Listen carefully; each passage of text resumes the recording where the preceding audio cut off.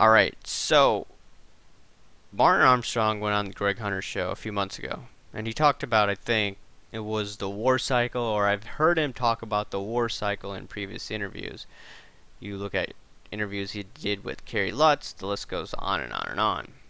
So that's really interesting. How individuals like Armstrong and there are a few others talking about, hey, this is there's confirmation that we have seen something in our models that shows us that we're most likely going to have war.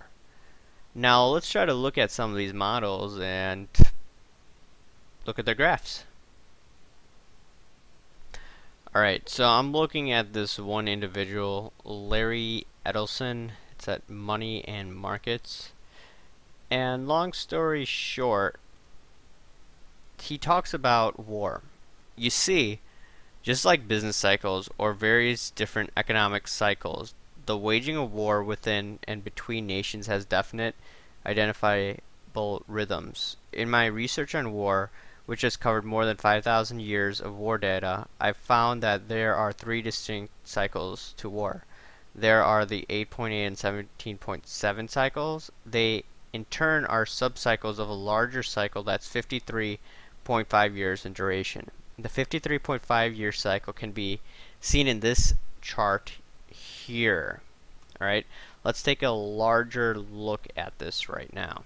Alright, let's take a big picture of what this individual is saying. So the 53.5 year cycle. He says that every 53 years you tend to see cycles, right? And you see the War of 1812, right? And then 53 years later, what ended up happening? You saw the Civil War end in 1865. 53 years later, the end of World War I occurred, 1918. And then what happened some 53 years later, right? That was pretty much Vietnam being over. It was a bloodshed and gruesome war that ended in Vietnam. And he says, this individual, that we are right here in the cycle. And then it decreases into shorter cycles, 17.5 and 8-year cycles. So probably like 2024 to 2027, this should be ending, right? This cycle.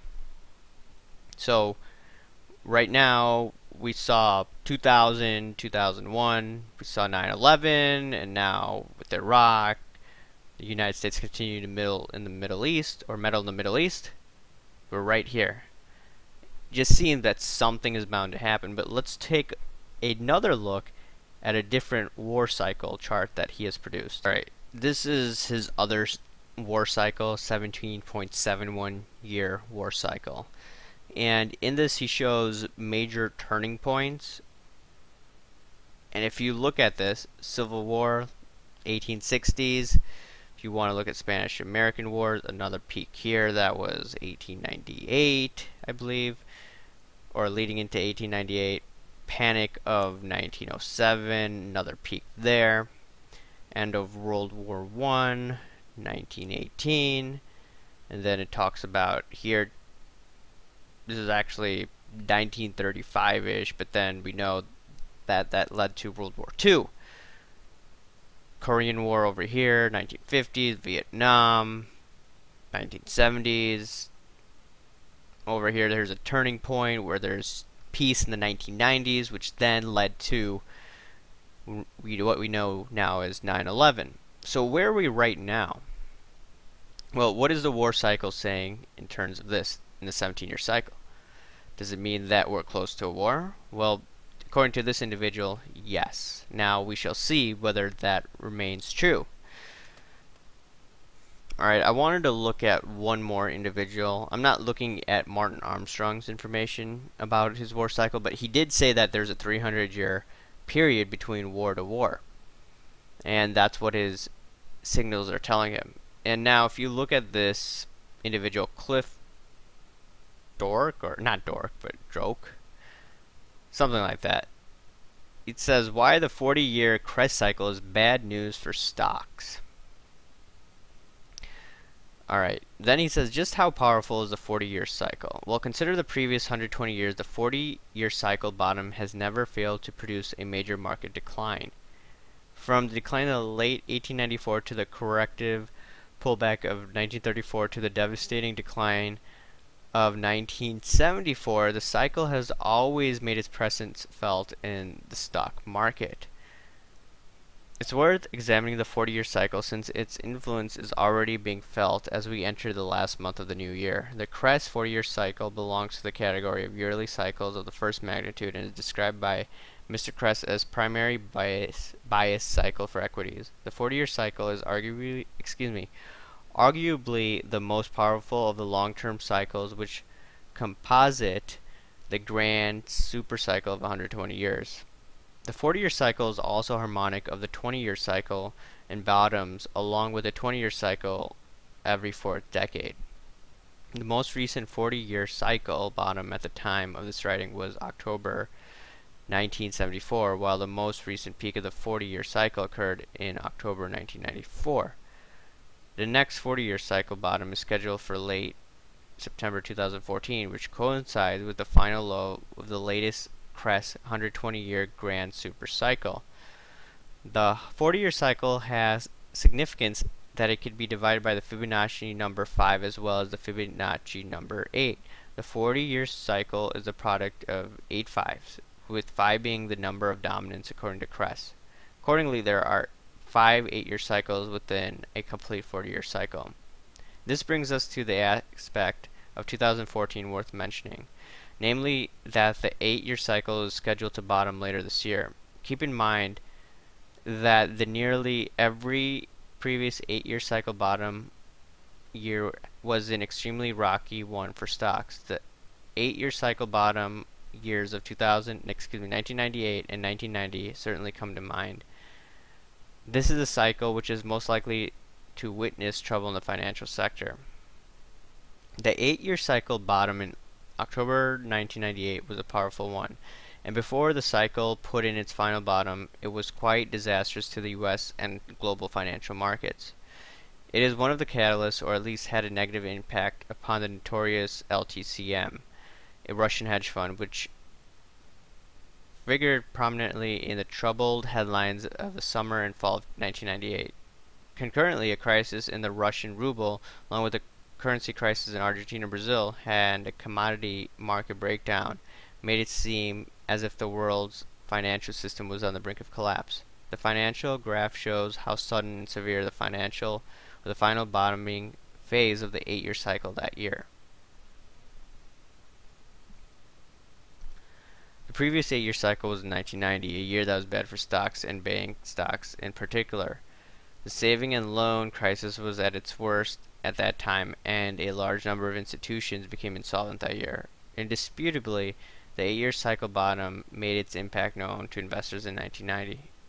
Prior to 1990, the 8-year cycle bottom in 1982, which marked the end of a 14-year bear market for stocks. The great secular bull market of 1982-2000 was heralded by the 8-year cycle bottom of 82. Then it goes on about Kress cycles.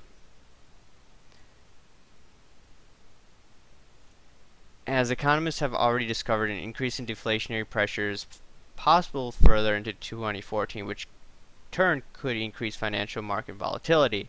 Accordingly, investors should be prepared for anything and should remain leery of the unfettered optimism of Wall Street's legions of ultra bullish pundits. So in this article, he's not talking about war, but I could go on to his war cycle analysis. He's just looking at the markets in general, and he's looking at cycles to try to determine this. And I have read elsewhere that 2014 is not going to be the most positive or optimistic year for stocks. Maybe Wall Street may be banging their horns, but it may not be the best time to take your kid's mortgage or your kid's college funds to go along the market. Alright, I'm going to look at the same author, Cliff Drake, and he goes on taking it another step, and he looks at the war cycle here. To answer this question, we need to realize where we are in the context of the 24-year cycle. This particular cycle, a subset of the CREST 120-year cycle, has been identified as a long-term war cycle among industrialized countries. The most recent 24-year cycle bottom occurred in October 1990, and then he talked about the S&L crisis there. Long story short. Then he talked about the bull market in the year 2000. And then he talked about since 1894, when the previous 120-year grand cycle bottom and a new one began, there have been 4 military conflagrations at each subsequent bottom of the 24-year cycle. That's interesting.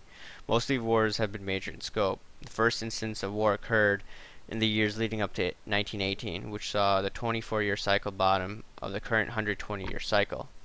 The 24-year cycle that bottom that year saw the ending to the First World War.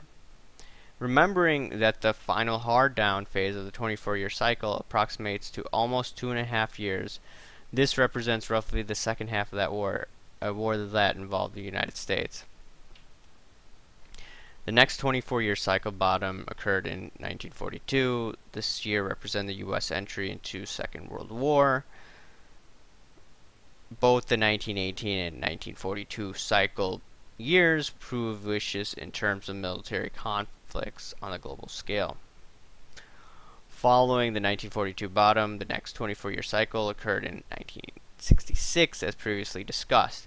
This was a particularly harsh year in the Vietnam War in terms of the United States involvement. Following the 65 Liberation Front attack on 2 military installations, President Lyndon Johnson ordered the continuous bombing of North Vietnam.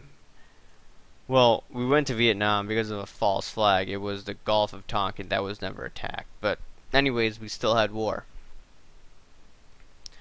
So if you look at this, as he observed in his book, The Stock Market Cycles, the final 24-year cycle bottom within the current 120-year cycle will occur late September, early October in 2014. If history repeats, the period year 2014 can be expected to usher in another major war involving the U.S., possibly on a global scale.